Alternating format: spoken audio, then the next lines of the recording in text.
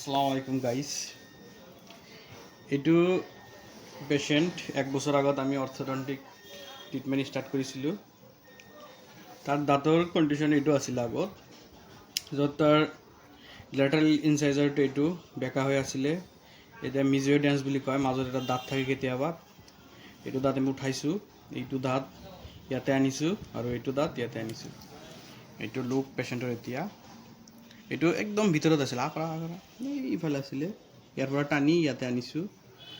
আৰু মাজৰ এটা দাঁত আছিলে মিজিঅ'ডেন্স, এইটো উঠাইছোঁ, য'ত নেকি এইটো দাঁত ইয়াত আছিলে। তাৰপিছত এইটো দাঁতটো আমি চিধাই ইয়াতে কৰিছোঁ, এইটো ৰ'টেশ্যন হৈছে, ঠিক হৈছে, ৰ'টেশ্যন হয়। আৰু এইটো দাঁতটো আনিছোঁ।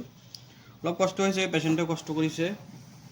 পেচেণ্টেতো ফাৰ্ষ্টত এইটো দাঁত উঠাব দিছিলে, লেটাৰেল ইনচাইজাৰটো। মই কৈছোঁ যে যি কি নহওক আমি ট্ৰাই কৰোঁ, হৈ যাব ইনশাল্লাহ। তো ট্ৰাই কৰিছোঁ। আজি পেচেণ্টৰ স্মাইলটো এনেকুৱা, কামুৰি দিয়া আৰু এনেকুৱা। তো অৰ্থোডন্টিক ট্ৰিটমেণ্ট কৰি আমি বহুত বেয়া কণ্ডিশ্যনত দাঁত ঠিক কৰিব পাৰি। লাহেকৈ এইটো পূৰা ঠিক হৈ গৈছে। এইটো অলপ বেকা আছে আৰু ঠিক হৈ যাব। এতিয়া পেচেণ্টৰ অসুবিধা নাই এইটো লৈ। এইটো ক্ৰছ বাইটো হৈ আছিলে। ঠিক আছে, ঠিক হৈছে না? তুমি চেটিছফাই না নাই ট্ৰিটমেণ্টে? ঠিক আছে, পুৰা চেটিছফাই না?